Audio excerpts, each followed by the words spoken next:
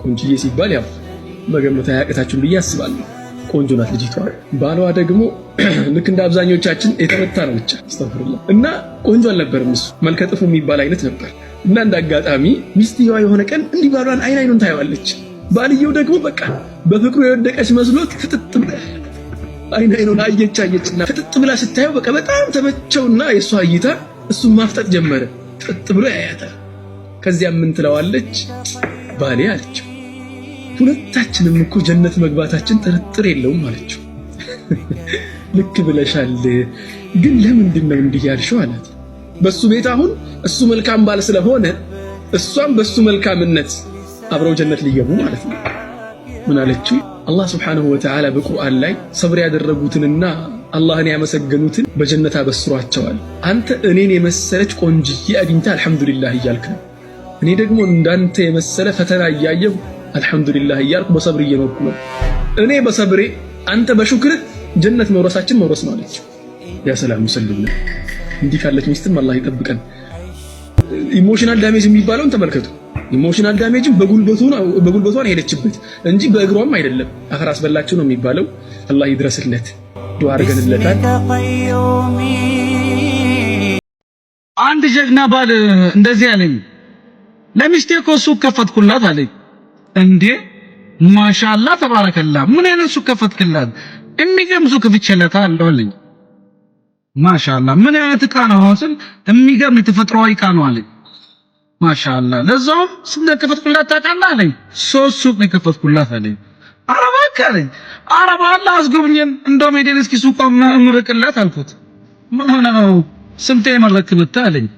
ማለት የሷ ሱቅ እኮ የኔ ልጆች ናቸው አሉ።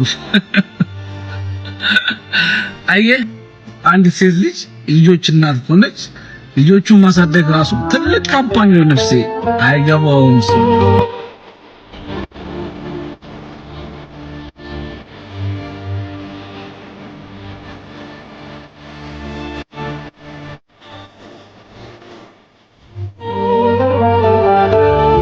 ሰላም አለይኩም ወራህመቱላሂ ወበረካቱ። እንዴት ናችሁ ጀማዓ? ሰላም ናችሁ? ከፊት ለፊታችን እየመጣ ያለ ታላቅ የሻዕባን ወር አለ። ታላቅ የጾም ቀን ነው። በሱ ላይ አስመልክተው የመጡትን የነብዩ ሰለላሁ ዐለይሂ ወሰለም ሐዲሶች ላስታውሳችሁ። ነቢያችን ሰለላሁ ዐለይሂ ወሰለም ከረመዳን ወር በመቀጠል አብዛኛው ሲጾሙት የነበረ የጾም ወር ይህ ከፊት ለፊታችን ያለው እርሱም ከነገ ከማክሰኞ ቀን ጀምሮ የሚጾመው የሆነ የሻዕባን ወር ነው።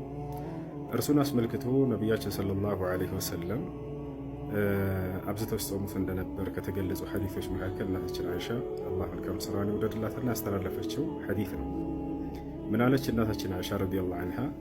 ካነ ነቢዩ ሰለላሁ ዐለይሂ ወሰለም የሱሙ ሸህረ ሻዕባን ኩለሁ አው ካነ የሱሙ ዐለይሂ ሰላቱ ወሰላም ኩለሁ ኢላ ቀሊላን። የአላህ መልክተኛ ነቢዩ ሰለላሁ ዐለይሂ ወሰለም የሻዕባንን ወር ጥቂት ሲቀር ሁሉንም ይጾሙት ነበር ብላ ተናግራለች። እንዳውም ሁሉንም ይጾሙትም ነበር ሁሉ ብላ ተናግራለች ማለት ነው። ስለዚህ ከረመዳን በመቀጠል አብዝተው ሲጾሙት የነበረ ወር የሻዕባን ወር ነው እና በተቻለን አቅም ሁላችንም ይህን ወር በጾምና በዒባዳ እናሳልፍ። በሌላ ሐዲስ ላይ ኡሳማ ኢብን ዘይድ ረዲየላሁ ዐንሁ ባስተላለፈ ሐዲስ ላይ ቃለ ረዲየላሁ ዐንሁ قلت لرسول الله صلى الله عليه وسلم يا رسول الله لم أرك تصوم شهرا من الشهور ما تصوم يعني من شعبان أنت يا الله ملك تنياهي كوراتوች ሁሉ ከረመዳን በመቀጠል አብዝተህ የምትጾመው ወር እንደ ሻዕባን አይነት ወር አላየኸውም አላቸው። ነቢያችን ሰለላሁ ዐለይሂ ወሰለም ምን አሉት? ለምን ምክንያት እንደሚጾሙ ذاك شهر يغفل الناس عنه بين رجب ورمضان وفيه ترفع الأعمال إلى رب العالمين وأنا أصومه لكي ترفع لي أعمالي في هذا الشهر وكما قال النبي صلى الله عليه وسلم. ነቢያችን ሰለላሁ ዐለይሂ ወሰለም ጠየቃቸው የታላቅ ሰሓባ አንቱ የአላህ መልእክተኛ ሆይ ከረመዳን በመቀጠል በጣም አብዝተው የሚጾሙት ወር የሻዕባን ወር ነው አላቸው። እንደዚህ አይነት አብዝተው የሚጾሙበት ወር አላየሁም ሲላቸው ጊዜ ነብዩ ሰለላሁ ዐለይሂ ወሰለም ምን አሉት? ይህ በጣም በርካታ ሰዎች የሚዘናጉበት የሆነ ታላቅ የጾም ወር ነው። እርሱም በረጀብና በረመዳን መካከል የሚገኘው ነው አሉ። እርሱ ሻዕባን ማለት ነው። የምጾመው ምክንያት የአመታዊ ስራዎች ሁሉ በዚህ ወር ስለሚነሱ ነው ወደ አላህ ሱብሓነሁ ወተዓላ። እኔ ደግሞ ጾመኛ ሆኜ ስራዬ እንዲነሳልኝ እፈልጋለሁ ብለው ተናገሩ ማለት ነው። ስለዚህ ይህን ወር ነቢያችን ሰለላሁ ዐለይሂ ወሰለም አብዝተው ይጾሙት ነበርና ሁላችንም በተቻለን አቅም እንጹም። በሌላ ሐዲስ ላይ እናታችን አይሻ አላህ መልካም ስራዋን ይወደድላትና ምን አለች? ማ ረአይቱ ረሱለላህ ሰለላሁ ዐለይሂ ወሰለም استكمل شهرا من الشهور عرف الصوم من رمضان وما رأيته أكثر صياما منه يعني من شعبان يا الله ملكتنيا النبي صلى الله عليه وسلم عند رمضان عمالته يصوموا ورن عليهم بدهم ደግሞ በብዛት ከሚጾሙበት ወር መካከል እንደ ሻዕባን የመሰለ አላየሁም ብላ ተናገረች። እንዳጠቃላይ ከረመዳን በመቀጠል ይህን ታላቅ ወር ከእርሱ በፊት ያለው ሻዕባን በጾም ሲያሳልፉት ነበር። ነብዩ ሰለላሁ ዐለይሂ ወሰለም አብዝተው ይጾሙ ነበር ከእርሱ። ከተቻላችሁ ሁሉንም በጾሙ ችግር እንደሌለው የተነገሩ ሐዲሶች አሉ። ካልተቻለ ደግሞ የተቻላችሁትን ያክል መጾም ትችላላችሁ ማለት ነው። ሌላው ከዚህ ከጾም ጋር ተያይዞ ከሻዕባን ወር ጋር ከመጀመሪያው ጀምሮ ለጾመ ሰው ችግር የለውም እስከ መጨረሻው ቢቀጥል።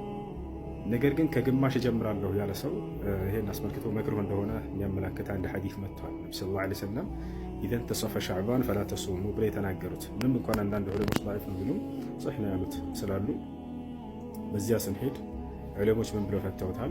ከግማሽ በኋላ እንዳድስ ለመጀመር ለፈለገ ሰው እንጂ የተከለከለው ከዚያ በፊት ለሚጾም ሰው ካለ ችግር የለውም ብለው ነቢያችን ሰለላሁ ዐለይሂ ወሰለም ተናግረዋል ማለት ነው።